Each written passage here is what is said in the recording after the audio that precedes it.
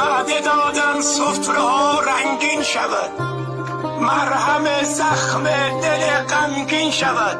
سفره بیچارگان رنگی ندید، نیم رنگی هم که داشت آن هم پرید. بال مرغی بود آن هم نیست شد، نمره خدمتگزاران 20 شد.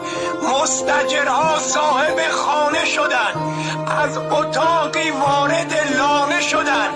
زیرزمین کوچکی آن هم نمور، 100 میلیون پول پیش 800 اجور. ماه به ماه 800 تومن با پول پیش. کی تأسف میخورن از کار خیش؟ از نکاح و سنتی امر خداست. آن جوانی که رسد سن بلوغ، شهوت جنسی کجا باشد دروغ؟ ابتدا باید به اصل ریشه تاخت، کار و مسکن را فراهم کرد و ساخت. این دعایی که خدا مسکن دهد، شغل کاری بر تو و بر من دهد.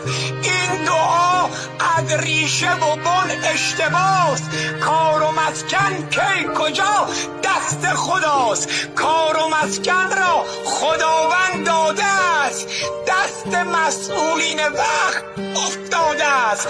دست دولت‌های هر وقت و زمان، حق مردم باشد از پیر و جوان. من چه گویم که زبانم الکن است، مسکن ما با وزیر مسکن است. از وزیر کار باید کار خواست، نه به یک بار و دو بار 100 بار خواست. بارگاه کن نظر خالی شوم، از مرضهای درون خالی شوم. فهم و فهمیدن همه از آن توست، از تو